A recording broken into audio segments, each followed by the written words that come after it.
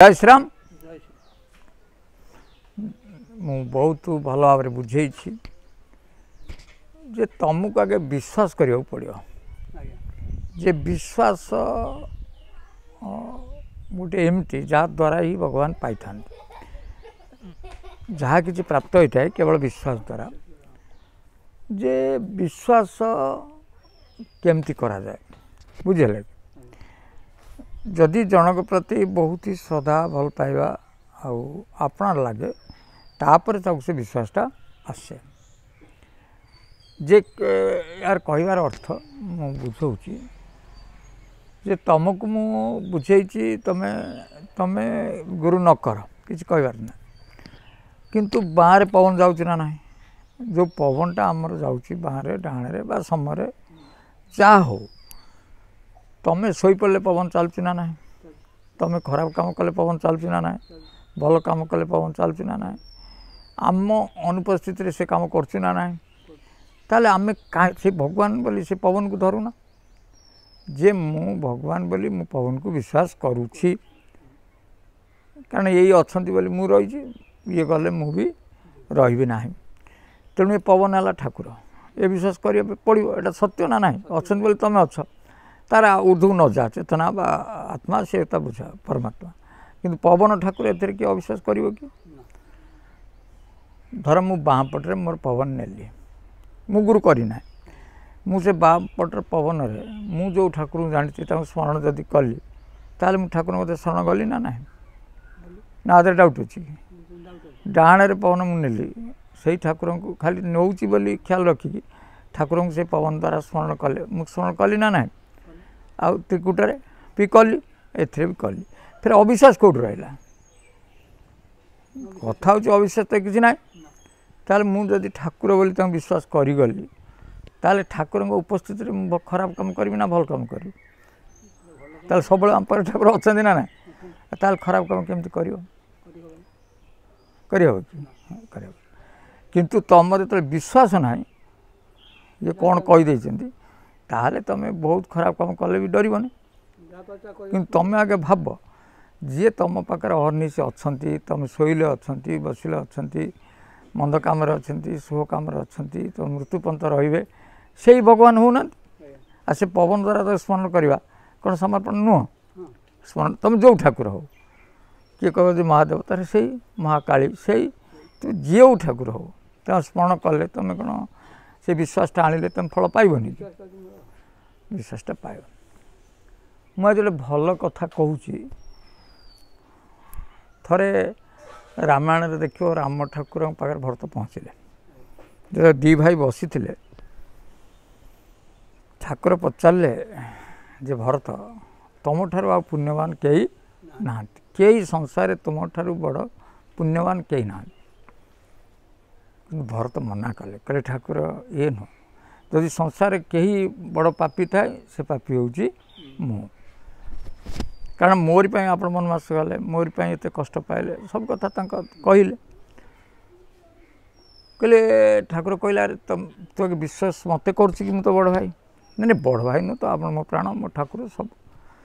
कहले मु ठाकुर एक मिछ कहले मुझे जो ते कहली तू बड़ पुण्यवान तू फाइनाल कहूँ मिछ कहूँ कहले नहीं एत साहस मुझे करी ना आप मिछ कहूना जदि मिछ न कहूँ तू केमी ग्रहण करूँ जे तू पुण्यवान बोली भरत बड़ हसिले कहले प्रभु आपण एमती गोटे ठाकुर आपण पाखरे केबे कार अवगुण देखा जाए ना अवगुण देखा जाए ना तेणु अवगुण जो आप न देखा जाऊँ आपन तो गुण देखा आपन गुणता देखा ना ना तेणु आपण मत गुणी बोली कहते किंतु मत मो अवगुणटा देखा जाऊँ तेणु मु अवगुण कहूँ कथा बुझे चेष्टा कर ठाकुर तुमको कहते बढ़िया चल तोर आ कि पाप ना पुण्य तू चल किंतु भरत बोली से निजर व्यवस्थाटा को निजर जीवन को बुझिकी से कह मु खराब लोक ना ना कि ठाकुर दृष्टि कौन से खराब ठाकुर दृष्टि कई खराब कि संसार ताले कौ दृष्टि तुम खराब ना निज दृष्टि तुम खराब किंतु भगवान दृष्टि तुम बहुत भल केते बढ़िया कथा तापर गोटे कथा देख थे हनुमान जी राम ठाकुर को पचारे हाँ कहले कौन हनुमान पचारे पचार भल कथा पचार कहले मुझे गुरु कर भगवान आप ना तो सबकि होकर बड़ दास किंतु गोटे कथा मुझे भरत आप गोटे कथार कमी जना पड़े भरत आप गोटे गुण में कम जना पड़े ठाकुर भरत प्रश्न हृदय तो आनंद होगा कि एपटे मुहर गोटे भाव देखले जमी छोट कर दिगला ठाकुर हसी पचारा आ भरत एमती कौन मोटार से गुणटा कम पड़गला हम तो बहुत बड़ बड़ कथा कर रावण को मारी कुंभकर्ण मारी बाड़ी की मारी बहुत बहुत कथा तो होमती कौन भरत पाखे मोटार गोटे गुण रहीगला दुख कर कहले माने मानसिक स्तर केवल मुहटा दुख कर भर हसुता भरतर गुण शुणा से कहले ना यही कथार मुझे जानी जिते मुझे गंधमार्दन नहीं आसुली भरत गोटे बाटुली मारे से बाटुली मुझे कौन है तले पड़ कि मूर्छित हेली से जो बाटुली आप पाखे ना बाटुली न उठे कौन थिला मु तो मान मान वीर मारे ना बाड़ी मारे ये कली से कहले नाई नहीं आपन न रागिले भल आपन जहाँ को मारे मारिदेले बुझे बहुत बहुत विचार कथा आपन जहाँ को रावण को मारे तो मर कहीं मुझे स्वर्ग को नेली कथा देख मुझे स्वर्ग को नहीं गली ना क्या रावण को मारिकी स्वर्ग को नहीं कुंभकर्ण को मारिकी वैकुंठ नहीं सब वैकुंठ नहीं बाड़ी की मारिकी भी वैकुंठ नहीं हनुमान जी कहले एक कथा कौन मु मना कर एमान को मारिकी वैकुंठ को नहीं ना ना एटा सत्य अहंकार भी भग्न कर मारी सारा अहंकार भी भग्न हो जाए कौटी जाए कहले एक कथा तो मु स्वीकार कर किंतु भरत यही बड़ सी जीवंत अवस्था वैकुंठ को पठे पार आपण मारिक वैकुंठ पुराउछन वैकुंठ अहंकार भांगी नहीं जाइछन रावण बाली जा कहते किंतु आंक पाखे एमती गोटे बाटुली अच्छी जे कि जड़े मरब नहीं कि वैकुंठ को जीव कहले केमी एटा केमी संभव कहले मुझे अहंकार बुलिली गंधमार्दन को धरिकी बुझल ना ना जे मु प्रभु राज्य उपर उड़ीकी जीवी एत गोटे पर्वत भी धरी मो भीतर अहंकार थिला किंतु बाटुली बाजिला परे मु जानिल जे मु भी गंधमार्दन धरी नहीं से आकाश रे गंधमार्दन थुआ मुझे तले तेणु मु जानिल जे ये मोर अहंकार भांगीदेले तेणु से जो अहंकारटा मो भीतर थिला तापर मु जो हनुमान होइछि सी आपण को भक्त भाव हवा मूल किए रहिले भक्त रहिले अर्थात सी वंचित अवस्था से अहंकार को भांगी वैकुंठपुर को नियंती आपण अहंकार भांगती सहित तक मारे पड़े जे कि वैकुंठपुर को जाते ताले कहबार गोटे कथा यही कथा जे गुरु आ ठाकुर भीतर जो तफात जे गुरु बंची था अहंकार को विनाश करी वैकुंठ को नियंती किंतु जे ठाकुर आसवे जो ठाकुर कौच सी मारिकी वैकुंठ को ने अहंकार को विनाश कर शक्ति कार अच्छी गुरुंकर अच्छी बा भरत भली प्रेमी बा ब्रह्म को जानी परमात्मा को अपनार भावुवा व्यक्ति ही गुरु जे कि तुम भीतर अहंकार को विनाश करिए कौन करेंगे ना वैकुंठ प्राप्ति कर दिखती माने बंचा अवस्था मो कथा बुझे से वंचित अवस्था कथा से करती किंतु ठाकुर मारे सहित अहंकार को विनाश करेंगे तापर वैकुंठपुर नहीं एटा कथा ना एटा क्लीयर हो नहीं कि गुरु को स्थान कौटी ना से बंची था वैकुंठ को ने कथार नुह करके देखे नबार कथा तेणु से जो अहंकार त्याग करने को बहुत गभीर कथा मुझे कहूँ निर्विचित हो ना से बहुत बड़ कथा से निर्विचित जो अहंकार जीव आउ तो से अहंकार आसो ना तुम जन्म भी हम नहीं वैकुंठपुर रही किंतु एठी जो अहंकार शून्य कथा कहूँ समाज चलियापे तुम्हें यही पवन को ठाकुर उपर विश्वास कर तांकु तुम दुख जनाओ तुम प्रत्येक कथा को जनाओ ଯେତେବେଳେ ତମେ ତାକୁ ଆପଣାର ଭାବିବ ସେତେବେଳେ ଯେତେବେଳେ ଆମେ ଯେତେବେଳେ ଯାଇକି ଠାକୁର କହନ୍ତି ପ୍ରଭୁ ମୋ ପୁଅ ଦିଅ ଭଲ କରିଦିଅ ଆମେ କ'ଣ ଅହଙ୍କାରରେ କହନ୍ତି କି ହଁ ଶରଣ ପଶିକି କହନ୍ତି ଠିକ୍ ସେଇଭଳି ମୁଁ କହୁନି ସେ ନିର୍ବିଚିତ ନ ହୁଅ ଏଇ ଯେଉଁ ପବନ 3ଟା ବା 4ଟା ପବନ କଥା ବୁଝଉଛି ସେଇଥିରେ ତୁମର କେବଳ ନମ୍ରତା ଦେଖାଅ ଠାକୁରଙ୍କୁ ବିଶ୍ୱାସ କରିଯାଅ ଅକ୍ଷର ରୂପରେ ତାଙ୍କ କତିରେ ନମ୍ରତା ଦେଖାଅ ପ୍ରଭୁ ମୁଁ ଆପଣଙ୍କୁ ଶରଣ ଯାଉଛି ବା ପ୍ରଭୁ ମୋତେ ଏତିକିଟେ କୃପା କରନ୍ତୁ ଏତିକି କୁହ ତୁମେ ନିଜେ ଯେତେବେଳେ ବୁଝିଯିବ ମୋ ଭିତରେ ଠାକୁର ଅଛନ୍ତି ସେତେବେଳେ ଆଉ ତୁମ ପଦାରେ ବୁଲିବାକୁ ପଡ଼ିବ ନାହିଁ। ତୃତୀୟ ଦେଖ ମୁଁ ଏବେ କହୁଛି ଯେ ମାଳିକା ଯେଉଁମାନେ ଗବେଷକ ଥିଲେ ସମସ୍ତେ ଗୋଟିଏ କଥା କହୁଥିଲେ ଯେ ମୁଁ କିଏ ହେବେ ମୁଖ୍ୟମନ୍ତ୍ରୀ ନବୀନ ପଟ୍ଟନାୟକ ଏମିତି ବି ବିଜେପି ବାଲା ଜାଣିଥିଲେ ଯେ ଆମେ 50ରୁ 60 ଭିତରେ ରହିବୁ ଆଉ ସରକାର କରିବ କିଏ ବିଜେଡ଼ି ଆମେ ତାକୁ ଦୋହଲେଇବୁ ସବୁବେଳେ। ଆଚ୍ଛା କହିଲ ଇଏ ଯେତେ ଯାହା କହିଥିଲେ କିଛି ହେଲା କାହା କଥା ରହିଲା ଠାକୁରଙ୍କ କଥା ରହିଲା ତାହେଲେ ଏଠି କରୁଛନ୍ତି କିଏ କାମ ଠାକୁର କରୁଛନ୍ତି କାହିଁକି କରୁଛନ୍ତି ମଙ୍ଗଳ ପାଇଁ ଏଠାରେ କୌଣସି ନାହିଁ ଯେ ଠାକୁର ଅମଙ୍ଗଳ ପାଇଁ କଲେ ତେଣୁ ମଙ୍ଗଳ ପାଇଁ କରିଛନ୍ତି। ଏଥିରୁ ଗୋଟିଏ ପରିଷ୍କାର ଜାଣି ହେଉଛି ଯେ 24-25 ମସିହାରେ ଗୋଟିଏ ଦେଶ ଭିତରେ ଗଣ୍ଡଗୋଳ ହେବ ଅରାଜକତା ସୃଷ୍ଟି ହେବ ଏଟାକୁ କେହି ଭାଙ୍ଗି ପାରିବେ ନାହିଁ ବହୁ ଆଗରୁ ଲେଖା ହେଇଛି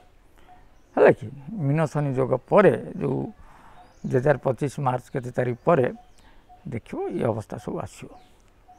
ଦେଶରେ ଅରାଜକତା ସୃଷ୍ଟି ହେବ ଏଇ କାରଣରୁ ଯେ କୌଣସି ଗୋଟିଏ ଦଳ ପୂର୍ଣ୍ଣ ମହମତରେ ବା ଭାବରେ ସେ ଦଳ ଗଢ଼ୁନାହାନ୍ତି ହେଲା ଆଉ ଏଇ ଭାବରେ ଜାଣିପାରିବ ଯେ ନିଶ୍ଚିନ୍ତ ଭାବରେ ଗୋଟେ ଦଳୀୟ କନ୍ଦଳ ହେବ ଓଡ଼ିଶାରେ ବି ହେବ ଓଡ଼ିଶାରେ ହେବ ଏଇଆ ଇଏ ଯେତେବେଳେ ମୁଖ୍ୟ ବହୁତ ଲୋକ ରହିଛନ୍ତି ନା ଇଏ 50 କି 51 ଇଏ 14 ଇଏ 66 ଜଣ ବିରୋଧୀ ଦଳରେ ରହିବେନି ନା ତେଣୁ ବିରୋଧୀ ଦଳ ଯିଏ ରହିଲେ ସିଏ ଆଙ୍କର ତ ନିଶ୍ଚିନ୍ତ ଭାବରେ ପ୍ରତି କଥାରେ ପ୍ରତିବାଦ କରିବେ ଯେ ଏଇଆ କର ଆଉ ରଖିଦେବେନି ଯେଉଁ କଥା କହିଥିଲ କର କାହିଁ କର ଏଇ ଗୋଟେ ସମ୍ମୁଖୀନ ହେବେ ନା ନିଶ୍ଚିନ୍ତ ଭାବରେ ଗୋଟିଏ ଲେଖା ହେଇଛି ଯେ ଆଉ ମାଳିକାରେ ଆଉ କ'ଣ 5-3 ଗୋଳକୁଣ୍ଡା ବୋଲେ ନିଜ ଭିତରେ ଏଇ ଯୁକ୍ତି ତର୍କ ଗଣ୍ଡଗୋଳ ହେବ ହେଲା ନା ଏଥିରେ ବି ସେଇଭଳି କଥା ସେ କହିଛନ୍ତି କିଛି ପ୍ରାଣରେ ମୁଁ ଟୋଟାଲ୍ ପଢ଼ିନି ସେଟା ପଢ଼ିନି ସେଟା ଗୋଟେ ପଢ଼ୁଥିଲି ଏବେ 17-1313 17 ମିଶିଲେ କେତେ ହେଲା ମାନେ 1313ରେ 17 ମିଶିଲେ କେତେ ହେଲା 1330 ହେଲାନି ସେ ତାପରେ ସେ ଲେଖିଛନ୍ତି ଯେ ଋତୁ ଓଲଟାଇ ଲେଖିଣ ଶିଖ 17-13 ଲେଖ ଋତୁ ଓଲଟାଇ ଲେଖିଣ ଶିଖ ଯଦି ଋତୁଟାକୁ ଓଲଟେଇ ଦେବା ତାହେଲେ ଋତୁଟା ଯଦି ଆମେ ଆଉ କୌଣସି ଫେର ଓଲଟେଇଲେ ବି ନ ହେବ ତେଣୁ 1330 ଏଇ 1331 ଚାଲିଛି 1331 ଆଉ 9 ତାମାନେ ସେ ଯେଉଁ ଦେଉଛନ୍ତି ଯେ ଏମିତି 1340 ଭିତରେ ଏଟା ସବୁ ବହୁ ସମସ୍ୟାର ସମ୍ମୁଖୀନ ହୋଇକି ଗୋଟେ ଦେଶ ପରିବର୍ତ୍ତନ ହେବ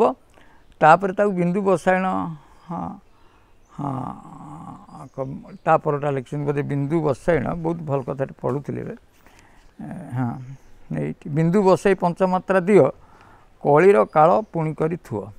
ଯେ ବିନ୍ଦୁ ବସାଇ ପଞ୍ଚମାତ୍ରା ଦିଅ ଧର ବିନ୍ଦୁ ବସାଇଲେ ଏଠି ପଞ୍ଚମାତ୍ରା ଦେଲେ ଅଣାକ୍ଷର ଆମେ ଛାଡ଼ିଦିଅ ସେ ବାବଦରେ ବାର କହିଲେଣି ଯେ ବିନ୍ଦୁ ବସାଇ ପଞ୍ଚମାତ୍ରା ଦେଲେ 50 ନା ନାହିଁ ବିନ୍ଦୁ ବସାଇ ପଞ୍ଚମାତ୍ରା ଦେଲେ 50 ହେଲାନି ତାର 50 ଆଗ ବିନ୍ଦୁଟା ବାଁ ପଟେ ରହିବ କି ଡାହାଣ ପଟେ ଦିଅ କଳିରେ କାଳ ପୁଣି କରି ଥୁଅ କଳିରେ କାଳ କିଏ କଳିରେ କାଳ କିଏ କଳିକି ବିନାଶ କରିବ କିଏ ଓଙ୍କାର ସ୍ୱରୂପ ହେବେ ନାରାୟଣ ତାହେଲେ ଓଙ୍କାର ହେଲା କଳିର କାଳ ଓଙ୍କାର ସ୍ୱରୂପକୁ ଯିଏ ଜାଣିଲା କଳି ମଲା ଆଉ କ'ଣ ତେଣୁ ଅର୍ଦ୍ଧବର୍ଦ୍ଧ 5 ହେଲା ତାମାନେ ଇଏ ଯଦି 50 ଇଏ କେତେ ହେଲା 5 କ'ଣ ବିନ୍ଦୁ ବସାଇ ପଞ୍ଚମାତ୍ରା ଦିଅ କଳିରେ କାଳ ପୁଣି କରି ଥୁଅ କଳିର କାଳ ହେଲା କ'ଣ ଓଙ୍କାର ହେଲା ପଞ୍ଚମାତ୍ରା ତାହେଲେ 55 କେତେ ହେଲା 55 ଏବେ କେତେ ଚାଲିଛି 54 ଏବେ 54 ନୁହେଁ ଏଇଟା 54 ଅଙ୍କ ଚାଲିନି କି ଆଉ 55 ଅଙ୍କ ମୁଁ ଯେଉଁଟା କହୁଛି 24ରୁ 25 ଆ ଭିତରେ କ'ଣ ହେବେ ଏଇଠି ସେ ଲେଖିଲେ ଭକ୍ତ ଜନ୍ମ ଭକ୍ତ ହେବେ ଅପାରୁ ଅପାର ଅପ୍ରୀତି ହେବ ସଂସାର ଲୋକର ଦୁଷ୍ଟ ଜନକୁ ଭୟ କରୁଥିବେ ତାପରେ ଏଇଗୁଡ଼ା ସବୁ ହେଲା ହେଲା ତାପରେ ବିନ୍ଦୁ ଚାବି ବିନ୍ଦୁ ଉର୍ଦ୍ଧ୍ୱରେ ଦିଅ ବିଶ୍ୱର ଉକିଳି ଅଧେ ଲିଭ ଏସବୁ ଆସିଲା ତତ୍ତ୍ୱ ବାବଦରେ ଦେଖିଲେ ଆଉ ଏଇ ବାବଦରେ ଦେଖିଲେ ତାହେଲେ ଆମେ ଦେଖିଲେ 55 ହେଲା କି ଏବେ 54 55 ଏପଟରେ 25 ଅଙ୍କ ବୋଲି ଜଣାପଡ଼ୁଛି ଆଉ ଯଦି ସେମିତି ତାଙ୍କର ତାକୁ କ'ଣ କହୁଛନ୍ତି 1400 ସାଲ ଯେଉଁଟା 1331 ସାଲ ଚାଲିଛି ଆଉ ସେଟା ବି ଲେଖୁଛନ୍ତି 1713 ମାନେ ହେଇଗଲା 1331 ଆଉ ତାପରେ ଋତୁ ଓଲଟାଇ ଲେଖିନ ଶିଖ ଋତୁ ଓଲଟାଇବା ନ ହେବ ଆଉ କ'ଣ ତାମାନେ 31ରୁ ଏଇଟା 31 ଚାଲିଛି ନା 31ରୁ 9 ବର୍ଷ ତାଙ୍କ ଭାଷାରେ କହୁଛନ୍ତି ଯଦି ଆ ଭିତରେ ଘଟଣା ଘଟିବ କିନ୍ତୁ ନିଶ୍ଚିତ ଏଇଟା ହଁ ଏଇଟା ହେବ ନ ହେଉ ଭଗବାନ ନ କରନ୍ତୁ ଏଭଳି ଗଣ୍ଡଗୋଳ ନ ହେଉ ଯୁଦ୍ଧ ବି ନ ହେଉ କିନ୍ତୁ ଜଣାପଡ଼ୁଛି ଏଗୁଡ଼ା ସବୁ ହେବ ଆଉ